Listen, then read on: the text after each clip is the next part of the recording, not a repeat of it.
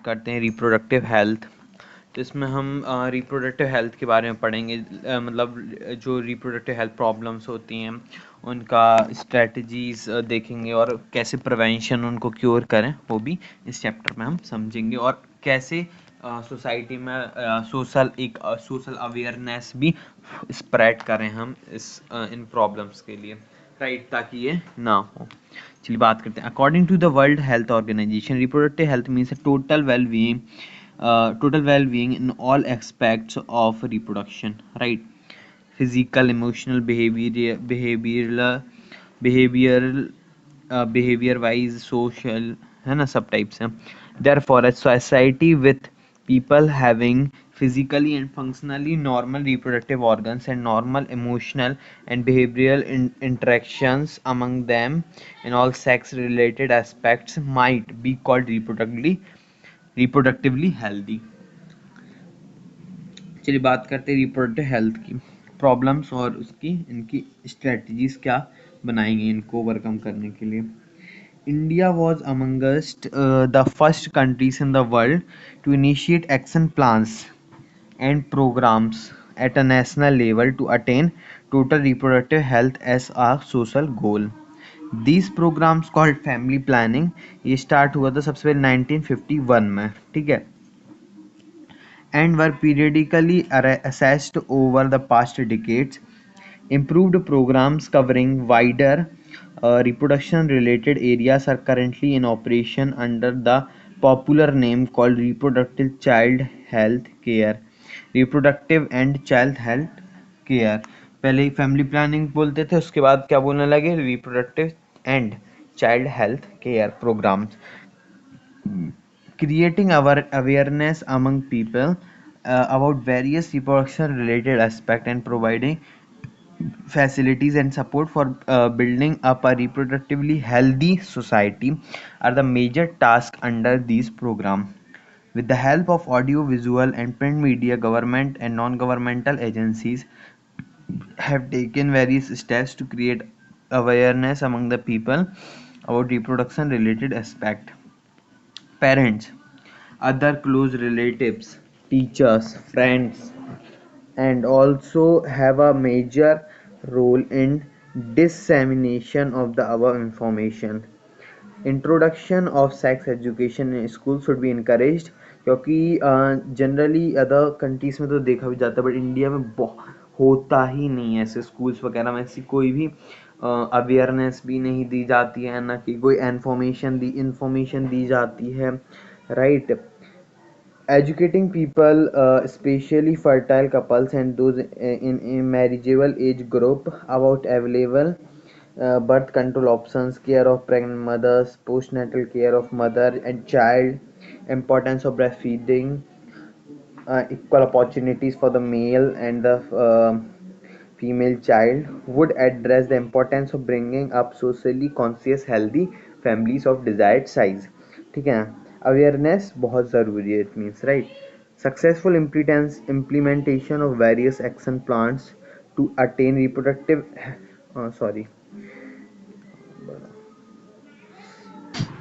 Sexually transmitted infections की बात करते हैं।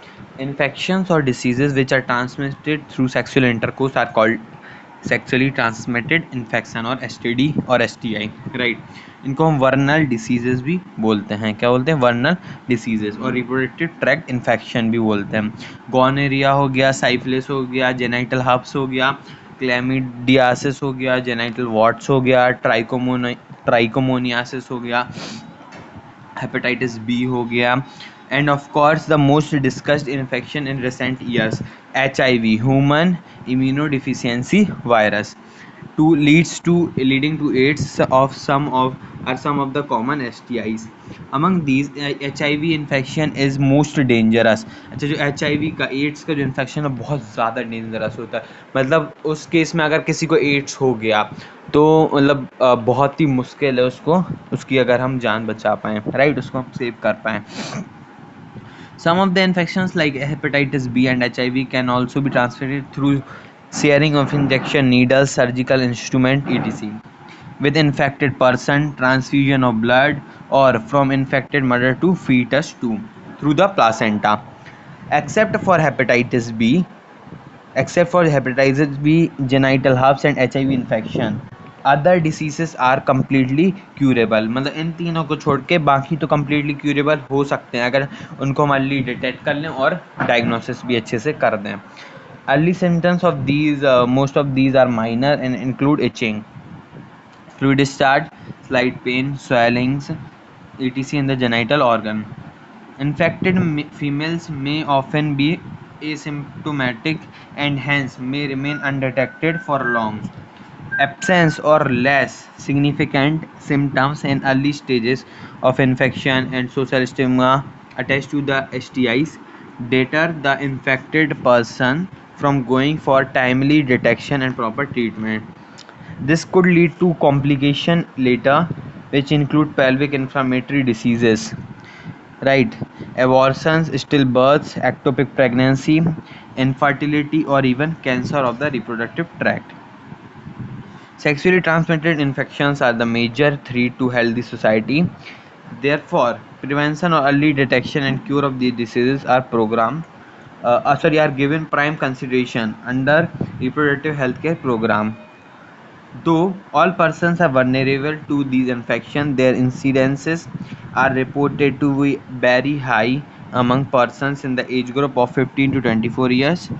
The age group to which you belong, there is no reason to panic because prevention is possible. One could be free infection by following simple precautions or principles. Avoid sex with unknown partners or multiple partners. Always try to use condoms during coitus. In case of doubt, one should go to qualified doctor for early detection, right? And complete treatment if diagnosed with infection. चलिए बात करते हैं infertility की. तो सबसे पहले हमने ये तो पार्ट पढ़ लिया, ठीक है. इसके बाद हम बात करते हैं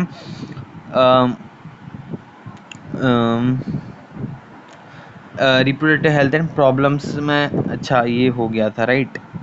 चलिए हाँ. Successful implementation of various action plans to attain reproductive health requires strong infrastructural facilities.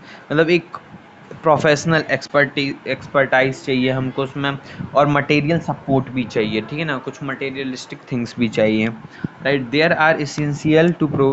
are essential to provide medical assistance and care to people in reproduction related problems like pregnancy, delivery, STD, abortion, contraception, menstrual problem, infertility, etc.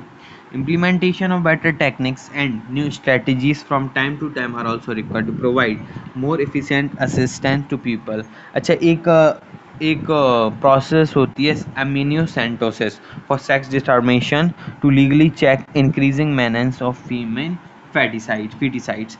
अच्छा इससे क्या होता है, amniocentesis के through हम child का sex पता कर सकते हैं उसके बर्थ के पहले ही कि वो मेल है या फिर फीमेल. उसकी वजह से बहुत ज़्यादा फीमेल फीटिसाइड्स हमको देखने को मिला है.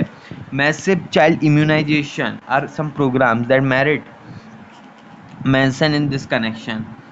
In amniocentesis, some amniotic fluid of developing fetus is taken to analyze fetal cells and dissolve substances. ये usually 12 से 14 weeks के period में, मतलब फर्स्ट ट्राइमेस्टर के उसमें लिया जाता है. After this procedure is use to test for the presence of certain genetic disorder. अच्छा ये कुछ जेनेटिक डिसऑर्डर के प्रेजेंस की डिटेक्ट में भी हेल्प करता है, जैसे कि डाउन सिंड्रोम हो गया, हीमोफीलिया, डाउन सिंड्रोम हो गया, हीमोफीलिया हो गया और सिकल सेल एनीमिया, ठीक है ना, जो कि ऑटोसोमल रिसेसिव डिसीज है.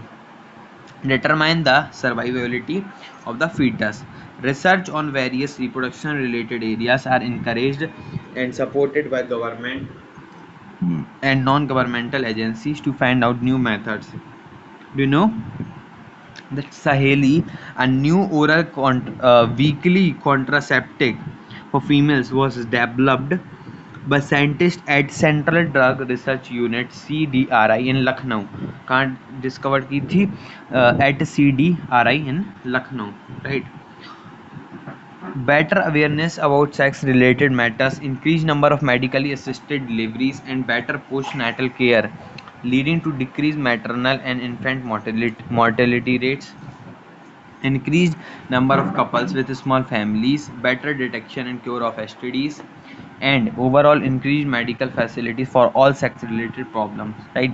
इसके बाद बात करते हैं population stabilisation and birth control. अच्छा, क्या हुआ था, एक टाइम था जब पॉपुलेशन अपने इंडिया में बहुत कम थी, राइट? मतलब वर्ल्ड की जो पॉपुलेशन थी ना वो 2 बिलियन थी सिर्फ 1900 में, कितनी थी? 2 बिलियन। उसके बाद 6 बिलियन सीधी पहुंच गई, कब? 2000 में। उसके बाद 2011 में 7.2 बिलियन, एंड उसके बाद 350 million at the time of our independence reached close to billion mark by 2000 and crossed 1.2 billion in 2011. A rapid decline in death rate, MMR, maternal mortality rate and infant mortality rate, as well as increase in number of people in reproducible age are probable reasons for this. Through our reproductive child health the program, though we could bring down the population growth rate, it was only marginal. According to the 2011 census report, the population growth rate was less than 2% every year, a rate at which our population could increase rapidly. Such an alarming growth rate could lead to an absolute scarcity of even the basic requirements: food, shelter, and clothing, in spite of significant progress made in those areas. Therefore, the government was forced to take up serious measures to check this population growth rate. अब इसको हम control कैसे करें, उसके लिए हमने कुछ slogan दे दिए, जैसे कि हम दो हमारे दो, ठीक है ना, ऐसे कोई स्लोगन्स दिए। उसके बाद many couples mostly the young urban working ones have adopted one child, no मतलब एक ही चाइल्ड करने का इन्होंने, है ना, वो एक उद्देश्य बना लिया था। उसके बाद statutory raising of marriageable age of female to 80 years और मेल्स की 21 years, and incentives given to couples with small families are two other measures taken to tackle this problem. An ideal contraceptive should be user-friendly, easily available, effective, reversible with no least side effects. It should in no way with no way interfere with the sexual drive, desire or act of the user. Right? Privacy एक होनी चाहिए उसमें भी, right?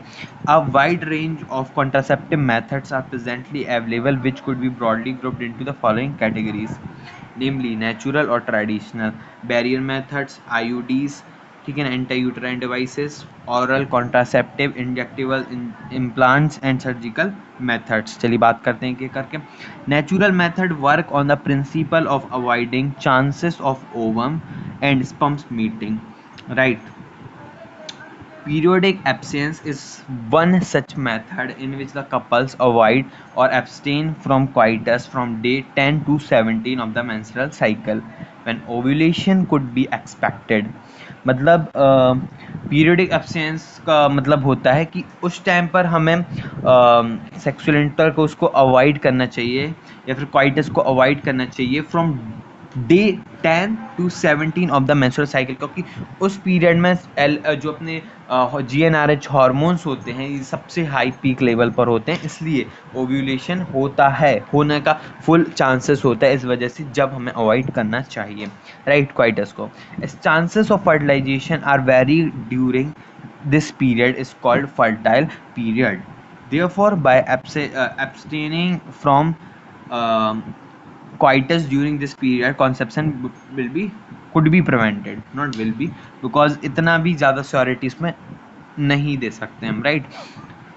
Withdrawal और coitus interruptus दूसरा method है जिसमें male partner withdraws his penis from the vagina before the ejaculation so as to avoid insemination. Insemination होने के पहले ही एजैकुलेट इसमें करना पड़ता है, ठीक है ना, इसको बोलते हैं coitus interruptus. Lactational amenorrhoea, absence of menstruation. अच्छे, लैक्टेशनल एमिनोरिया का मतलब होता है जब मतलब प्रेग्नेंट होती है तो उसके बाद प्रेग्नेंट होने के बाद जब पार्चुरेशन होता है, बेबी का बर्थ होता है, उसके बाद 6 मंथ्स तक लैक्टेशन हो कराना पड़ता ही है बेबी का, डॉक्टर्स भी रिकमेंड करते हैं, बहुत ज़रूरी होता है। और उस लैक्टेशनल पीरियड के टाइम मेंस्ट्रुएशन नहीं होता उन फीमेल्स में, तो वो भी एक सेफ पीरियड हो सकता है। And therefore the cycle do not occur, cycle भी नहीं होती है, ठीक है, during the period of intense lactation following parturition. Therefore, as long as the mother breastfeeds the child fully, chances of conception are almost nil. However, this method has been reported to be effective only up to a maximum period of 6 months of parturition. As no medicines or devices are used in these methods, side effects are almost nil. Chances of failure दो of this method are also high, ठीक है ना, chances failure के chances भी high है ना, कोई guarantee नहीं होती, right. In barrier methods ovum and sperms are prevented from physically meeting with the help of barriers. Such methods available for both and females, इसमें यूज करते condoms, are the barrier methods of thin rubber. Condoms किससे बने हुए हैं? Thin rubber latex that are used to cover the penis in the male or the vagina and cervix in the female just before coitus, so that the ejaculated semen not enter into the female reproductive tract. This can prevent conception. Acha, Nerod is a popular brand of condom for the male at that time. Use of condoms has increased in recent years due to its additional benefit of protecting user from contracting STIs and AIDS. Right. Both the male and female condoms are disposable, can be inserted and thereby gives privacy to the user. Right, ये privacy देते हैं user को, ठीक है ना।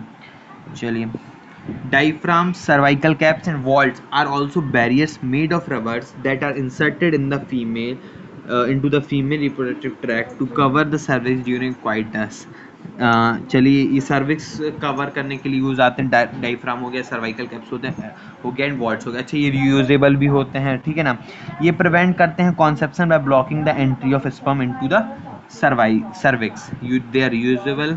स्पर्माई, अच्छा, इनके साथ में spermicidal creams, jellies and foams are usually used along with these barriers to increase their contraceptive efficiency.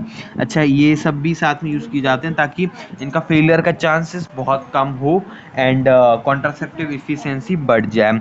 Another effective and popular method is the use of IUDs, intrauterine devices.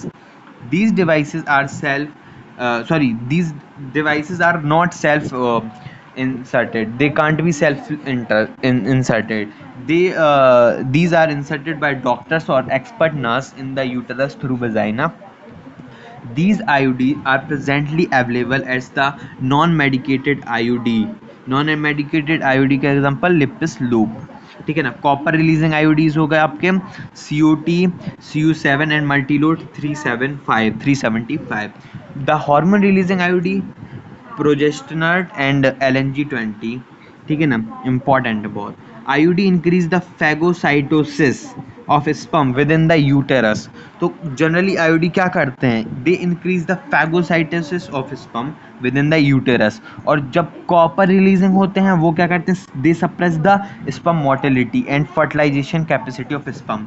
Hormone releasing IUD क्या करते हैं? वो साथ साथ क्या करते हैं? Make uterus unsuitable for implantation. They make uterus unsuitable for implantation and cervix hostile to sperms, ताकि जो स्पम्स हैं वो सर्विक्स के थ्रू नहीं जा सकें आगे, राइट। कौन? Hormone releasing IUD. IUDs are ideal contraceptive for females who want to delay pregnancy, and it is one of the most accepted and widely used method for contraception in India. और ये method doctors भी generally advice करते हैं सबसे ज़्यादा। Oral administration of small doses of either progesterone or combination of progesterone and estrogen combinations, ठीक है, ये भी एक मेथड होता है। इनको इंजेक्ट कर देते हैं, ठीक है ना। ये दिख रहे हैं आपको इम्प्लांट्स, इनके ये इम्प्लांट्स के फॉर्म में इनको इंजेक्ट कर देते हैं बॉडी में, फीमेल बॉडी में, राइट। चलिए, they are used in the form of tablet and hence popularly उनको हम क्या बोलते हैं, ओरल पिल्स या फिर पिल्स बोल देते हैं, ठीक है ना। Pills have to be taken daily for the period of 21 days starting preferably with the first 5 days of the menstrual cycle, ठीक है। अब जो पिल्स हैं उनको हम 20 मेंस्ट्रुअल साइकिल जैसे 28 डेज की होती है जनरली, तो उनको हम 21 डेज तक ले सकते हैं। अच्छा, 7 after a gap of 7 days, जहाँ पे जब मेंस्ट्रुएशन हो रहा है, राइट, स्टार्टिंग का जो आपका फेज है 5 डेज के बाद, ब्लीडिंग होने के बाद, जब 7 डेज का जो फेज आता है उसमें हम उसको ओरल पे उसको नहीं भी ले सकते हैं, अगर if female desires to prevent conception, ठीक है ना। वापस से अगर कॉन्सेप्शन को अगर फीमेल चाहती कि वो प्रिवेंट करे तो वो फिर से उसको रिपीट लेना पड़ेगा, ठीक है ना। लेकिन सिर्फ 7 डेज तक हम नहीं भी लें तो इट्स मतलब उस पीरियड में अगर हम नहीं लेते हैं तो पिल्स को, हमें सीधी बात ये है कि पिल्स को 21 डेज तक लेना पड़ता है, ऐसे याद रखें। They inhibit ovulation and implantation as well as alter the quality. अच्छा, जो पिल्स होती हैं they alter the quality of cervical mucus to prevent और retard the entry of sperms in through the cervix into the fallopian tube. Pills are very effective with lesser side effects and well accepted by females. They are well accepted by females, right? Saheli, the new oral contraceptive for the females, contains a non-steroidal preparation. It is a once a week pill with very few side effects and high contraceptive value. अच्छा, non steroidal है तो ये भी profit हो गया, week में एक ही बार लेनी है इसलिए वीकली पिल बोलते हैं इसको, ठीक है ना। साइड इफेक्ट भी बहुत कम है और कॉन्ट्रासेप्टिव वैल्यू भी बहुत ज़्यादा है, ठीक है ना। तो ये एक बहुत ही पॉपुलर कॉन्ट्रासेप्टिव और ओरल पिल है। Progesterones alone or in the combination with estrogen can be used by female as the injection or implants under the skin. Their mode of action is similar to that of pills, and their effective periods are much longer. Administration of progesterone or progesterone estrogen combinations or IUD within 72 hours of coitus or 3 days after the coitus have been found to be very effective as emergency contraceptive, ठीक है ना। इससे हम pregnancy और casual unprotected intercourse को avoid कर सकते हैं, that is cause due to rape और कोई भी रीजन हो सकता है, right. Surgical methods, also called sterilization, are generally advised for the male and female partner terminate to prevent any more pregnancies, right? अच्छा, एक और बात कि जो medical termination of pregnancy amendment act है वो 2017 में it was in 1970 it was enacted by the government of India with the intention of reducing the incidence of illegal abortion and consequent maternal mortality and morbidity, ठीक है ना। According to this act, pregnancy may be terminated on certain considered grounds within the first 12 weeks of the pregnancy, मतलब first 12 weeks मतलब कितना हो गया, it's first टाइमेस्टर बताया था ना आपको, थ्री फर्स्ट जब हम एमनोटिक फ्लूइड को भी ऑब्टेन करते हैं ना, जब तक हम उसको टर्मिनेट कर सकते हैं प्रेगनेंसी को ईजिली, मतलब उससे मदर की बॉडी है ना वो अफेक्ट नहीं होगी। If pregnancy is lasted more than 12 weeks but fewer than 24 weeks, two registered medical partners practitioners must be of the opinion form in good faith, ठीक है, और ग्राउंड एग्जिस्ट, मतलब रिस्क की कंडीशन अराइज होने लगती है उसमें, ठीक है ना। उसके बाद ये वही दिया है, उसके बाद चलिए surgical intervention blocks gamete transport and thereby prevent conception, sterilisation procedure in the in the males is called vasectomy and females is called pubectomy. In vasectomy, a small part of vas deferens is removed. A small part of vas deferens is removed, and in tubectomy, fallopian tube is removed or tied up through a small incision on the scrotum. ये sorry ये वासेक उसका है vas deferens का, और जो fallopian tube है वो Tide की जाती है with small incision in the abdomen और the vagina. These techniques are highly effective, इनकी लेकिन रिवर्सिबिलिटी बहुत पुअर होती है, मैंने आपको रिवर्सिबल नहीं कर सकते, एक बार करवा लिया तो वो it's for life time. It needs to be emphasized that the selection of a suitable contraceptive method and its use should always be undertaken in consultation with qualified medical professionals. मतलब ऐसे भी नहीं किसी भी डॉक्टर से जाके आप ऐसे एडवाइस ले लें. He she should be qualified medical professional in that field. One must also remember that contraceptives are not regular requirements for the maintenance of reproductive health. One is forced to use these methods either to prevent pregnancy or delay or space pregnancy due to personal reason. ठीक है ना, इसका बहुत ज़्यादा effect भी हो रहा है, लेकिन इनके कुछ साइड इफेक्ट भी हैं, जैसे कि नोजिया, एब्डोमिनल पेन होना, ब्रेस्ट कैंसर, ठीक है ना, इरेगुलर मेंस्ट्रुअल ब्लीडिंग, ये सब इनके कुछ साइड इफेक्ट्स भी हैं. इसके बाद बात करते हैं एमटीपी की, मेडिकल टर्मिनेशन प्रेगनेंसी. अच्छा, हमने इसके अमेंडमेंट एक्ट की बात की थी, वो कब आया था 2017 में, और ये आता है 1971 में. कब होता है इंडिया में लीगलाइज? 1971 में. Nearly 50 million MTPs are performed in year all over the world. मतलब सोचो 45 से 50 मिलियन प्रेगनेंसीज का टर्मिनेशन हो रहा है all over the world in a year, which accounts 1/5 of the total number of conceived pregnancies in the year. ठीक है ना, 1/5 अकाउंट करता है. Whether to accept legalized MTP or not is being debated upon in many countries due to emotional, ethical, religious and social issues involved in it. Such restrictions are all the more important to check indiscriminate and illegal female feticides, which are reported to be high in India. Obviously, the answer is to get rid of unwanted pregnancies, either due to casual unprotected intercourse or failure of the contraceptive used during coitus or rapes. MTPs are also essential in certain cases where continuation of pregnancy could be harmful or even fatal, either to the mother or to the fetus or both. MTPs are considered relatively safe during the first trimester up to 12 weeks of pregnancy. मतलब starting के 12 weeks तक pregnancy के ये generally safe मानी जाती है.